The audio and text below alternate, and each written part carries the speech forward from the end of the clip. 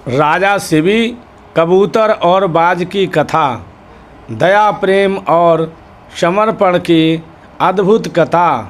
भारतीय धार्मिक कहानियों में महाराजा शिवी की कहानी प्रमुख है। पुरुवंश में जन्मे कुशीनगर देश के राजा शिवी बड़े ही परोपकारी और धर्मात्मा थे। परम दानवीर राजा शिवी के द्वार से कभी कोई खाली हाथ नहीं जाता था। प्राणियों के प्रति राजा शिवी का बड़ा स्नेह था। उनके राज्य में हमेशा सुख, शांति और स्नेह का वातावरण बना रहता था।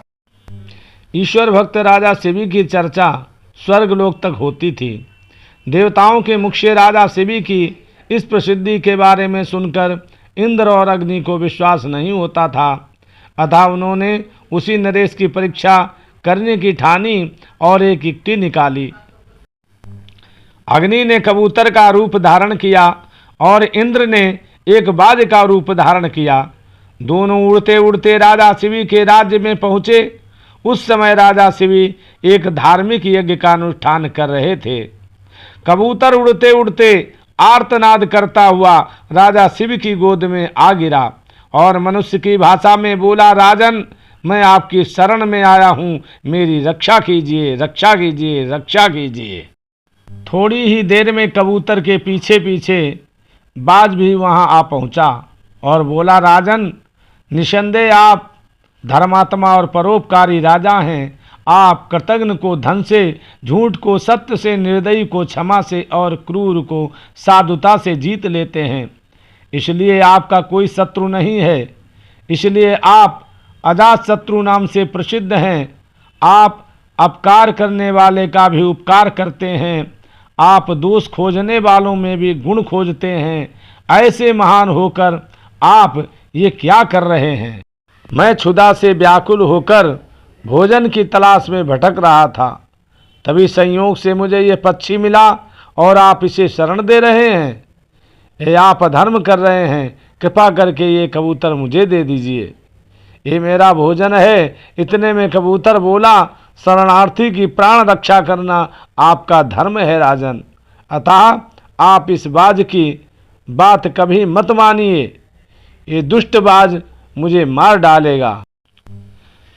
धर्मपरायण महाराजा शिवी का जवाब। दोनों की बात सुनकर राजा शिवी बाज से बोले, हे बाज, ये कबूतर तुम्हारे भय से भयभीत होकर मेरी शरण आया है। अतः ये मेरा शरणार्थी है। मैं अपनी शरण आए शरणार्थी का त्याग कैसे कर सकता हूँ? जो मनुष्य भय, लोभ, ईर्ष्या, लज्जा या द्वेष से शरणागत की रक्षा नहीं करते या उसे त्याग देते हैं, उन्हें ब्रह्म हत्या के समान पाप लगता है। सभी जीवों को अपने प्राण प्रिय होते हैं। समर्थ और बुद्धिमान मनुष्यों को चाहिए कि असमर्थ व मृत्यु भय से भयभीत जीवों की रक्षा करें। अतः हे बाज, मृत्यु के भय से भयभीत यह कबूतर मैं तुझे नहीं दे सकता। इसके बदले तुम जो चाहो खाने के लिए मांग सकते हो। मैं तुझे वह अभिष्ट वस्तु देने को तैयार हूँ। तब बाज बोला, हे राजन, मैं क्षुधा से पीड़ित हूँ। आप तो जानते ही हैं, भोजन से ही जीव उत्पन्न होता है और बढ़ता है। यदि मैं क्षुधा से मरता हूँ तो मेरे बच्चे भी मर जाएंगे।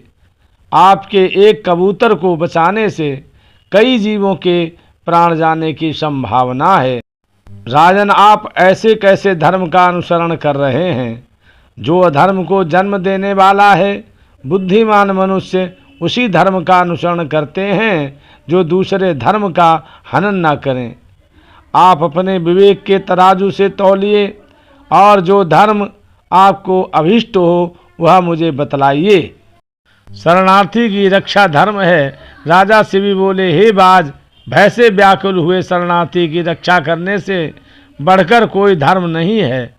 जो मनुष्य दया और करुणा से द्रवित होकर जीवों को अभयदान देता है, वो देह के छूटने पर सभी प्रकार के भय से मुक्त हो जाता है।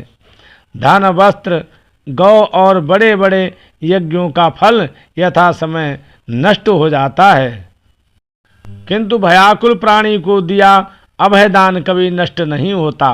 अतः मैं अपने संपूर्ण राज्य और इस देह का त्याग कर सकता हूँ, परंतु इस भयाकुल पक्षी को नहीं छोड़ सकता। हे बाज, तुझे आहार ही अभिष्ट है, सो जो चाहो सो आहार के लिए मांग लो। बाज बोला, हे राजन, प्रकृति के विधान के अनुसार कबूतर ही हमारा आहार है, अतः आप इसे त्याग दीजिए। राजा बोला, हे बाज, मैं भी विधान के विपरीत नहीं जाता। शास्त्र कहता है, दया धर्म का मूल है, परोपकार पुण्य है और दूसरों को पीड़ा देना पाप है। अतएव तुम जो चाहो सो दे सकता हूँ, परंतु ये कबूतर नहीं दे सकता हूँ। बाज की मांग।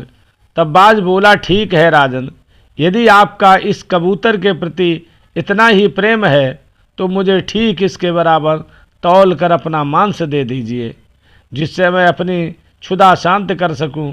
मुझे इससे अधिक और कुछ नहीं चाहिए। प्रसन्न होते हुए राजा शिव ने कहा, हे बाज, तुम जितना चाहो उतना मांस मैं देने को तैयार हूँ।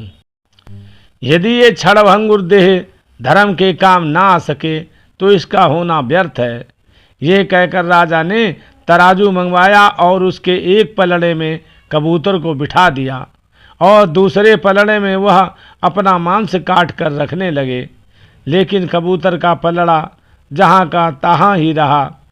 तब अंत में राजा शिव स्वयं उस पलड़े में बैठ गए और बोले, हे बाज, ये लो, मैं तुम्हारा आहार तुम्हारे सामने बैठा हूँ।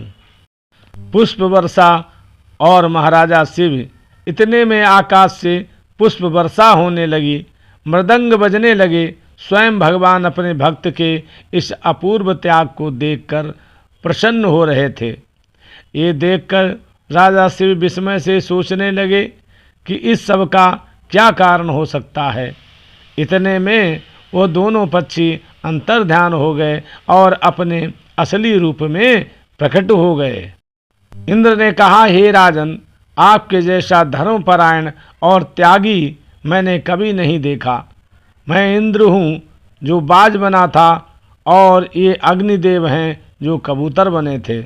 हम दोनों तुम्हारे त्याग की परीक्षा लेने आए थे। हे राजन, ऐसे मनुष्य बिरले ही होते हैं जो दूसरों के उपकार के लिए अपने प्राणों का भी मोह न करें। ऐसा मनुष्य उस लोक को जाता है जहाँ से फिर लौटना नहीं पड़ता। अपना पेट पालने के लिए तो पशु भी जीते हैं, किंतु अभिनंदनीय तो वही मनुष्य है जो दूसरों के हित के लिए जीता है। इतना कहकर इंद्र और अग्निदेव स्वर्ग को चले गए। राजा शिव ने अपना यज्ञ पूरा और कई वर्षों तक पृथ्वी का राज्य भोगने के बाद परम पद को प्राप्त हुए। हर मनुष्य को धर्मपरायण होना चाहिए। कितना भी संघर्ष क्यों न हो जीवन में, लेकिन कभी भी धर्म से डिगना नहीं चाहिए। शरणागत की सदैव ही रक्षा करना श्रेष्ठता को दर्शाता है, जिस प्रकार से राजा शिवी ने की।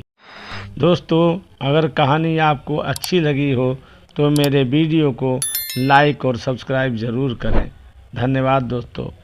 भगवान आप पर कृपा दृष्टि बनाए रखें।